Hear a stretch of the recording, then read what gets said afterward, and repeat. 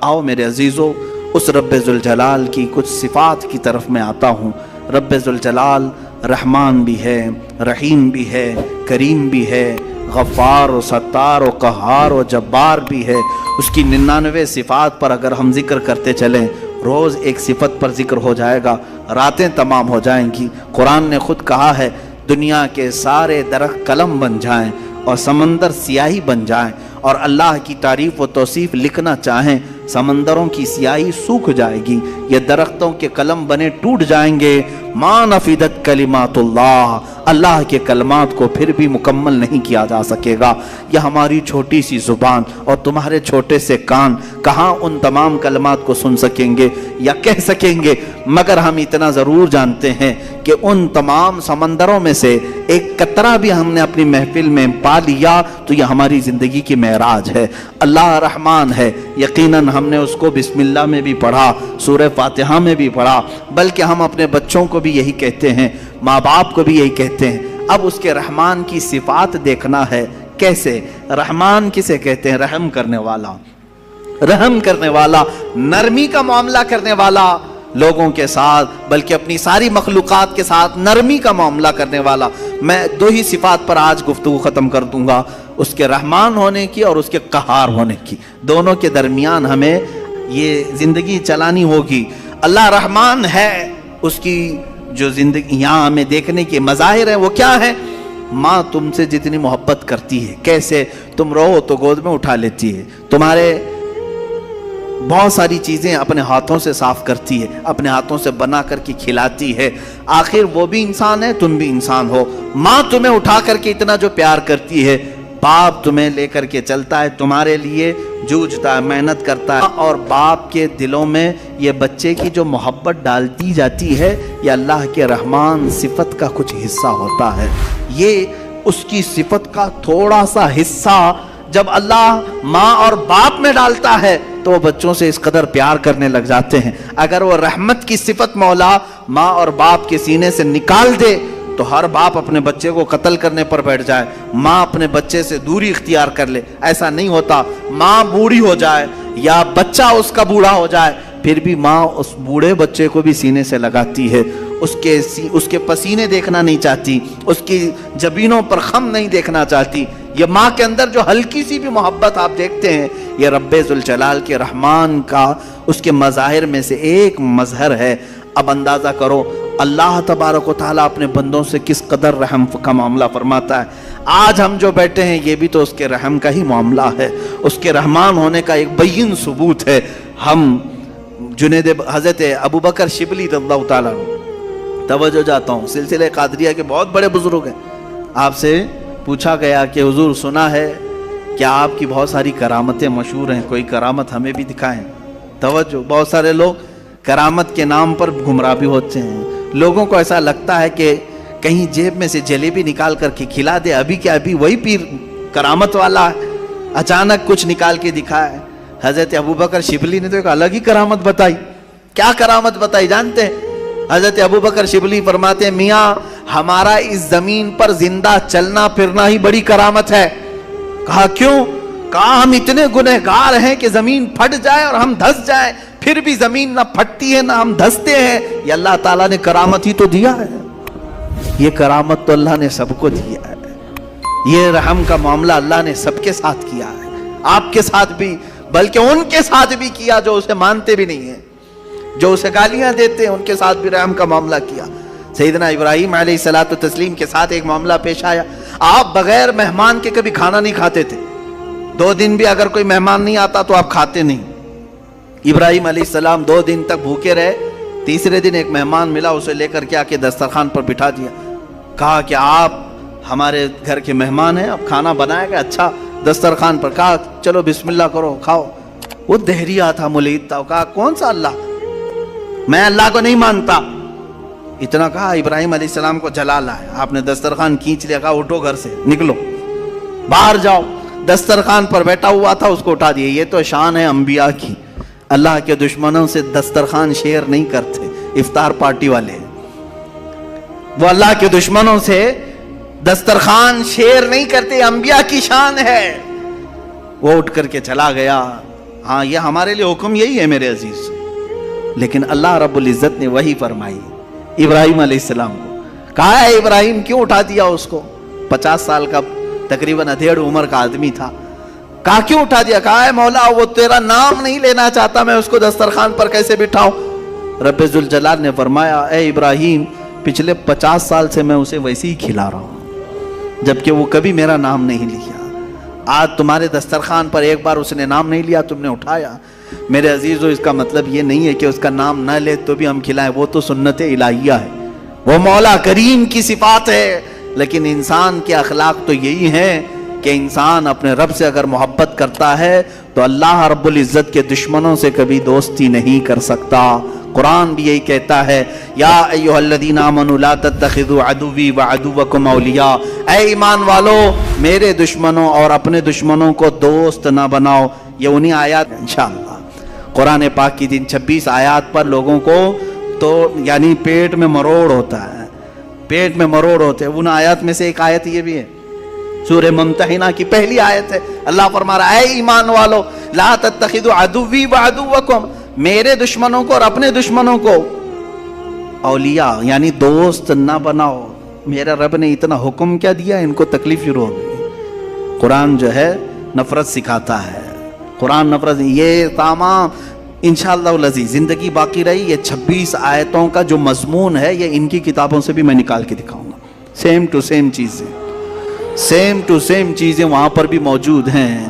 تو پیدا کرو کسی اور وسیم گندے رافضی کو جو وہاں سے بھی نکال سکے.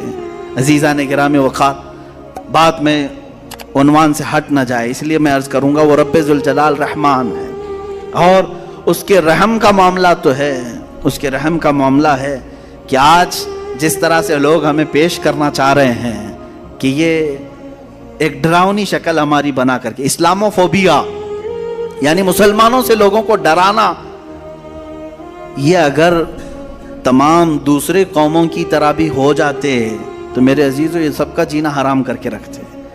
ہمارے ہاں آخرت کا تصور ہے, ہمارے ہاں رب ذوالجلال کو جواب دینے کا تصور ہے, ہمارے ہاں اللہ رب العزت کے دیکھنے کا تصور ہے کہ وہ ہر گھڑی ہمیں دیکھ رہا ہے. یہ تمام تصورات لے کر کے مسلمان جی رہا ہے.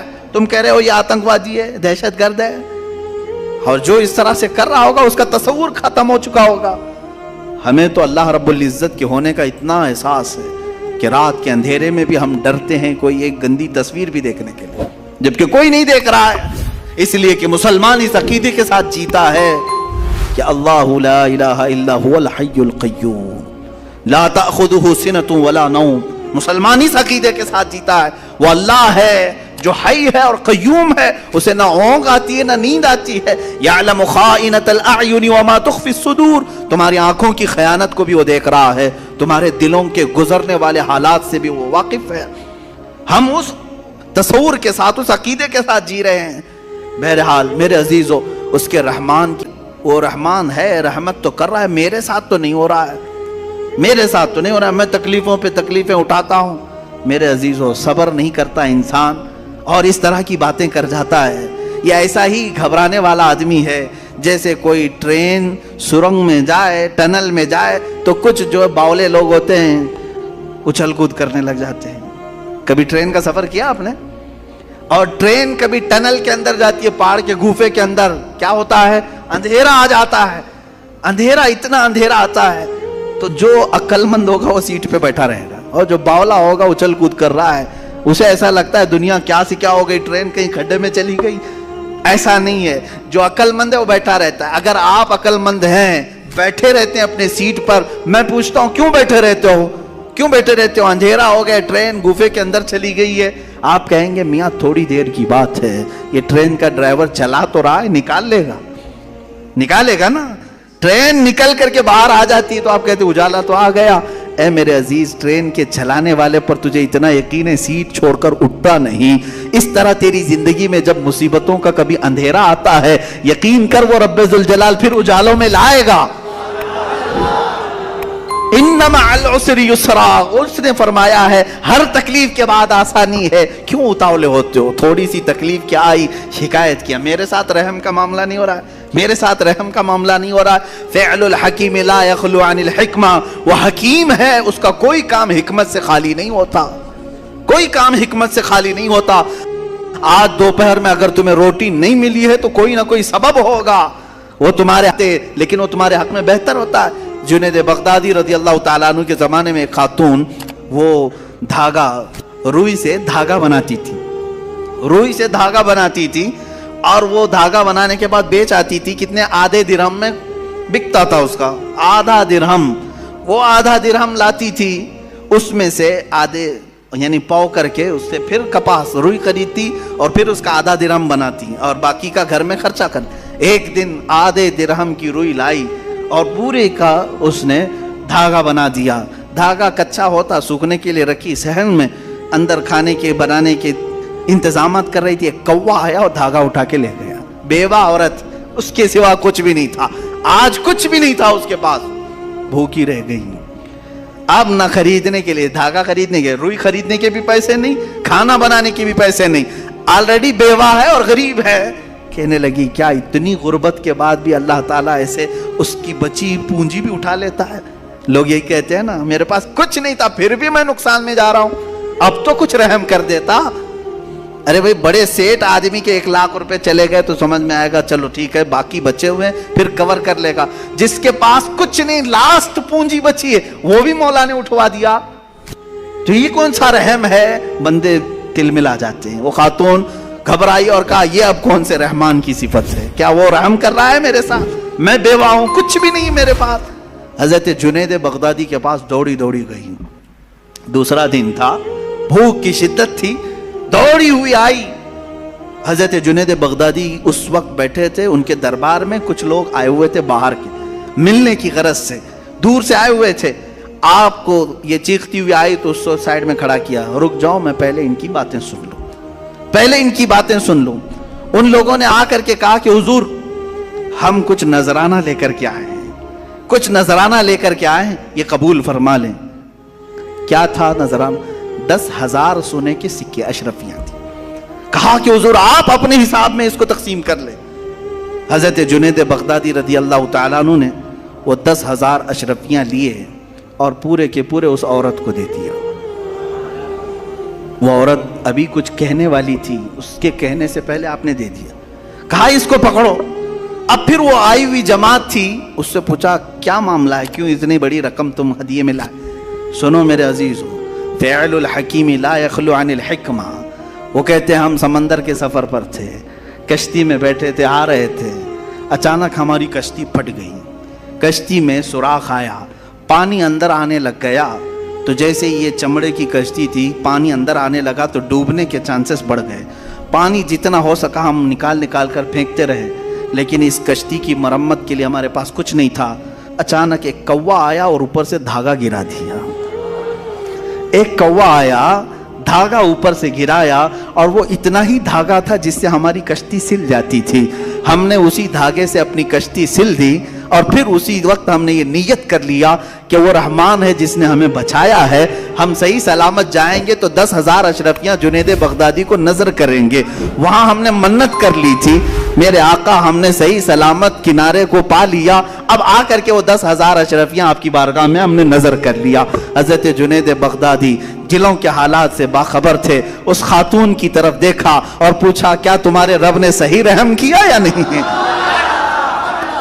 تمہارے آدھے درہم کو کوے سے اٹھوا کر بدلے میں 10,000 اشرفیاں دیتا ہے، اسی کا نام رحمان ہے.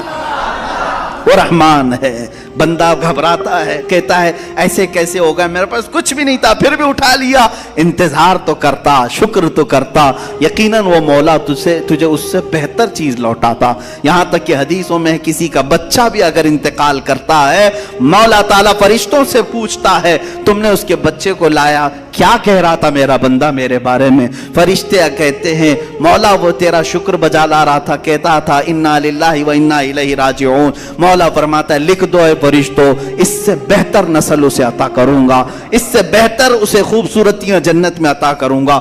وہ جب بہتر کرنے والا ہوتا ہے تب تمہیں آزمائش کے دور سے گزارتا ہے.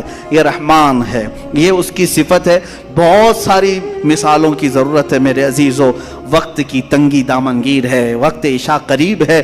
ہمیں جو وقت ملا ہے مولا اس میں بھی رحمت عطا فرما ہے, اور پھر آگے چل کر کے ہم انشاءاللہ ان گفتگوؤں کو اور طوالت دے سکیں, لمبی کر سکیں. اب ایک اور چیز, اس کے رحمان ہونے کے ساتھ ساتھ اس بات کا یقین بھی رکھو کہ وہ قہار بھی ہے. وہ قہار ہے. قہار کا مطلب ہوتا ہے تو پھر تم ہاتھ پیر ہزار ہلا لو بچ نہیں پاؤ گے.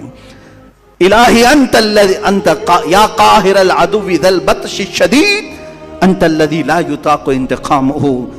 بزرگوں نے فرمایا یہ دشمن کو ایسی سخت پکڑ کرنے والا ہے کہ جس کی پکڑ کی برداشت کسی کے اندر نہیں ہے, کسی کے اندر نہیں ہے. اگر وہ پہاڑوں کو حکم دے دے تو وہ اپنے پھٹ کر کے ریزہ ریزہ ہو جاتے ہیں. اب میرے عزیزو یہ قہار کی صفت مجھے بیان کرنا اس لیے تھا آج کہ اس کے مظاہر آج دنیا میں نظر آ رہے ہیں. آج رب ذوالجلال کی پکڑ اور اس کے قہر کی نشانیاں نظر آ رہی ہیں. لوگوں کو جلتے دیکھا, لوگوں کو بہتے بھی دیکھا, لوگوں کو لینڈ سلائیڈنگ میں دبتے ہوئے بھی دیکھا. یہ قہار کی صفات میں کا بہت ہلکا سا حصہ ہے, بہت ہلکا حصہ ہے. جب وہ پکڑ کرنے پر آئے, میں آپ کو بتاؤں قوم شعیب, جیسے ابھی چائنا والوں کے بارے میں پچھلے سال 1.5 سال پہلے ایک نیوز میں نے دیکھا تھا, وہ اپنے سپر پاور ہونے کے سفر میں اتنی تیزی سے گامزن ہیں. ان کے یہ چیلنجز تھے کہ اب ہمارے پاس ایسی ایسی ٹیکنالوجی آئی ہیں جس کو کوئی کاٹ نہیں سکتا. ارے وہ مصنوعی سورج بنا رہے ہیں چائنیز, ڈپلیکیٹ سورج بنانے کے چکر میں. وہ جیسا بھی ہو, چھوٹا ہی صحیح, انہوں نے ہر چیز کا ڈپلیکیٹ نکال لیا. لیکن میرے عزیزو اب آج جا کر کے احساس ہونے لگا. مجھے ابھی چند دنوں پہلے کسی نے کہا تھا کہ ان کے تو چیلنجز تھے کہ ان کی ٹیکنالوجی کو کوئی چیلنج نہیں کر سکتا اس وقت پوری دنیا میں, اس قدر ہتھیاروں میں ہو, ٹیکنالوجی میں ہو, ہر چیز میں. میں آپ کو بتاتا ہوں یہ تو اس زمانے کی بات ہے. آج سے 4000 سال پہلے قوم شعیب, قوم سمود جس کو کہا گیا ہے, وہ تو اتنی پاورفل قوم تھی. آج بھی ان کے بنائے ہوئے مکانات موجود ہیں تو اندازہ کرو اس وقت کتنے طاقتور تھے. وہ پورے پہاڑ کے پورے پہاڑ جو پتھروں کے پہاڑ ہوتے ان کو کھود کر کے نقشہ دیتے تھے, اور اسی میں دروازے, اسی کے اندر پورے ہال, کمرے, سب کچھ بنا لیتے تھے ایک اکھنڈ پہاڑ کو کاٹ کر کے. اب مجھے یہ بتاؤ کہ وہ لوگ آج سے 4000 سال قبل, جبکہ کوئی ہائیڈرولک مشین نہیں, کوئی پتھروں کو نقش دینے والا آلہ نہیں, اس وقت کرتے تھے تو کیا ٹیکنالوجی استعمال کیا ہوگا. آج بھی مدائن صالح, مدائن اولا جو سعودی عرب میں ہیں, وہاں پر یہ سب نشانیاں موجود ہیں, آج بھی موجود ہیں. وہ پہاڑ ویسی ہیں. حضرت شعیب علیہ السلام نے اس قوم کو جب ڈرایا تھا کہ باز آؤ اللہ کی نافرمانی سے, باز آؤ ناپ تول میں کمی کرنے سے, گناہوں سے توبہ کر لو. اس قوم نے کہا اگر نہیں باز آئے تو کیا کر لیں گے آپ؟ کہا اللہ کا عذاب آئے گا. کہا کیسا عذاب آئے گا؟ انہوں نے اپنے ماضی کے عذابات کو بتایا. دیکھا نہیں نوح علیہ السلام کی قوم کو مولا نے سیلاب سے غرق کر دیا. اس قوم نے کہا آنے دو, کوئی مسئلہ نہیں, ہمارے پہاڑ بہت اوپر ہیں اور یہاں تک سیلاب کا اثر نہیں ہو سکتا. کہا کیا تمہیں معلوم نہیں لوط علیہ السلام کی قوم پر پتھروں کی بارش ہوئی, نوکیلے پتھر. تو اس قوم نے کہا آنے دو, پتھر برسیں گے, ہمارا گھر بھی پتھر کا ہے, پہاڑ پورا پتھر کا اور گھر پورے پتھر کے. اگر آسمان سے پتھروں کی بارش ہو تو بھی کچھ نہیں ہونے والا ہے, زمین پہ سیلاب آئے تو بھی کچھ نہیں ہونے والا ہے. اتنے مضبوط تھے ان کے گھر. پھر شعیب علیہ السلام نے کہا تمہیں معلوم نہیں اللہ ہواؤں کا عذاب بھی بھیجتا ہے. ہوائیں اس قدر تیز چلتی تھی کہ لوگوں کی چھتیں اڑ جاتی, انسان کے ٹکڑے ہو جاتے تھے. اس قوم نے کہا کہ ہوائیں بھی ہمارے گھروں کا کچھ نقصان نہیں کر سکیں گی, پہاڑوں کو ہلا نہیں سکیں گی. اس قدر مغرور قوم, اس قدر گھمنڈی قوم. میرے عزیز و رب ذوالجلال نے پھر کون سا عذاب بھیجا؟ قاہر العدو ذی البطش الشدید.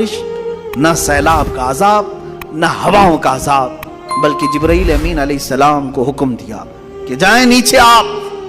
جبرائیل علیہ السلام نیچے آئے اور آنے کے بعد ان کو حکم دیا گیا کہ اے جبرائیل اپنی آواز نکالو, بس آواز نکالو. जिब्राईल अलैहिस्सलाम ने सुबह के वक्त अपनी सिर्फ आवाज निकाली, एक चीख, उस चीख में इतना जोर धमाका था कि वो कौम समूद जो अपने घरों में थी उनके कानों से भेजा निकल कर फटने लगा। पूरा भेजा कानों से बाहर निकलता था, आंखों के पुतलियां उड़ करके बाहर आ गई। और जब जा करके देखा गया तो अपने पहाड़ नुमा घरों के अंदर छितड़े बिखरे हुए थे, सिर्फ एक आवाज से। मेरे अजीजों, ये कोई ऐसी लफ्ज़ी नहीं, आज भी दुनिया जानती है एटम बम अगर फटता है तो उसका सबसे बड़ा ताकत का राज आवाज है। आवाज, बम के अंदर जो आवाज होती है यही कान फाड़ती है, इमारतें फाड़ती है, आवाज के अंदर उतना असर है। जिब्राईल अलैहिस्सलाम की सिर्फ चीख से उनके भेजे निकल गए। ये काहिरुल अदुव ज़ल बतशी शदीद, इसीलिए उसने कुरान में फरमाया इन्न बतश रब्बिका लशदीद, बेशक तुम्हारे रब की पकड़ बहुत सख्त है। अजीज़ान गिरामी, आज हम हालात देख रहे हैं, पूरी दुनिया जिस बीमारी और बला और वबा के चक्कर में जूझ रही है, ये रब ताला के इम्तिहानात में से एक है।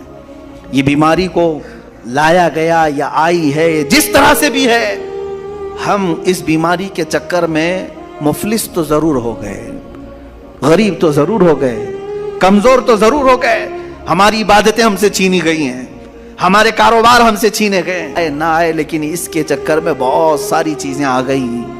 लोगों के अंदर छूत छात का माहौल अलग, लोगों के अंदर डाका जनी का माहौल अलग। इसके बाद मुफलिसी और कहत साली इतनी बढ़ जाएगी मेरे अजीजों, जिसका हिसाब नहीं होगा। आप अंदाजा करें, चंद दिनों के बाद मेरी ये बात अगर आपको ना लगे कि अब अल्लाह तबारक व तआला अपने कहर की सिफत को जाहिर फरमा रहा है, क्योंकि इंसान इस कदर आज नाफरमान है। और देखें, नाफरमान होना और है, लेकिन उस मौला को और उसके हबीब को गालियां देना और है। रब्बे ज़ुल जलाल अज़ाबात उस वक्त खोल देता है जब उसके नबी की शान में कसरत से तौहीन होने लगती है। मैं महसूस कर रहा हूं आज के ज़माने में सबसे ज़्यादा मेरे नबी को गालियां दी जा रही हैं। पूरी पूरी ताकतें एक तरफ हो रही हैं, हुकूमतें उनके सपोर्ट में आ रही हैं। जो मोहम्मद अरबी सल्लल्लाहु अलैहि वसल्लम को निशाना बनाए, बड़ी बड़ी हुकूमतें उसे पनाह देती हैं, उन्हें वीज़े देती हैं, उन्हें सिक्योरिटी देती हैं। अज़ाब आएगा, इनके भी छितड़े उड़ने की देर है, इनकी भी छतें गायब होने की देर है, तख्त इनके बिखरने का वक्त आने वाला है। अजीज़ान गिरामी, मैं आपको डरा रहा हूं, जब अल्लाह का अजाब आएगा तो फिर सब उसमें मुलव्विस होंगे, सब उसमें पिसे जाएंगे, अच्छे और बुरे सब अजाब में बहेंगे। सैलाब आए तो अच्छों को अलग, बुरों को अलग नहीं छोड़ता, सबको बहा ले जाता है। उस रब्बे ज़ुल जलाल के कहार की सिफात भी आज हैं। क्या आप नहीं देखते कि एक तरफ जंगलात में अचानक आग का लग जाना और बेहिसाब जानवरों को आग की मौत में झुलस जाना, ये अल्लाह की पकड़ है, अल्लाह का कहर है। बीमारियों में पूरे इंसानों का गिरफ्तार होना अल्लाह का अजाब है। सैलाब का अचानक आना और घर के घर तबाह करना अल्लाह का अजाब है। सूरज का गहन लग जाना, चांद में ग्रहण लगना अल्लाह का अजाब है। तुम्हारे रिज्क से बरकत का उठ जाना अल्लाह का अजाब है। तुम्हारे सरों पर जालिमों को बादशाह मुसल्लत करना अल्लाह का अजाब है। जो जालिम है, दरिंदे हैं, वो तुम्हारी हुकूमतों पे आए हुए, ये अल्लाह का अजाब है। इस अजाब से छुटकारा सिर्फ और सिर्फ एक ही है कि लौट आओ उस रब्बे ज़ुल जलाल की बारगाह में, लौट आओ और उसे मनाओ और फिर पुकार कर कहो अस्तगफिरुल्लाह रब्बी मिन कुल्ली ज़म्बी व अतूबु इलैह। ऐ अल्लाह, मैं तेरी पनाह मांगता हूँ, मैं बख्शिश चाहता हूँ तेरे बारगाह में और मेरे तमाम गुनाहों की माफ़ी चाहता हूँ। जिस दिन बंदा इस्तिग़फ़ार करके लौट आता है तो फिर वही कहार फिर तुम पर अपने रहमान की सिफात का इजहार फरमाता है। वो कहार है, पकड़ करता है, लेकिन बंदा जब आजिज़ी करता है तो फिर वो अपने रहमान की सिफात का, रहमान भी सिफत है, कहार भी सिफत है उस अल्लाह की, और रहम भी करता है, पकड़ भी करता है।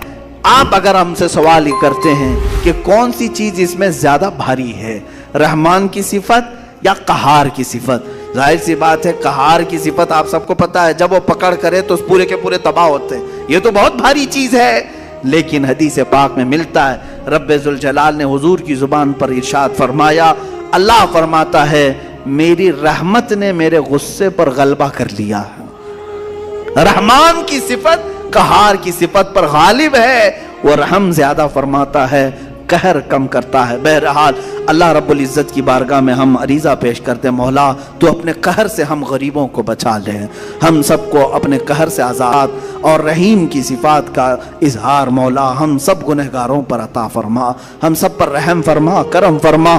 اے کریم خدا جو بیمار ہیں انہیں شفا عطا کر دے، جو انتقال کر چکے ان کی مغفرت فرما دے مولا، ہم سب کو جب تک تو دنیا میں رکھ تیری عبادت کرنے کی توفیق بخش۔ اللہ جب دمیں واپسی ہو یا اللہ لب پہ جاری ہو بس لا الہ الا اللہ محمد رسول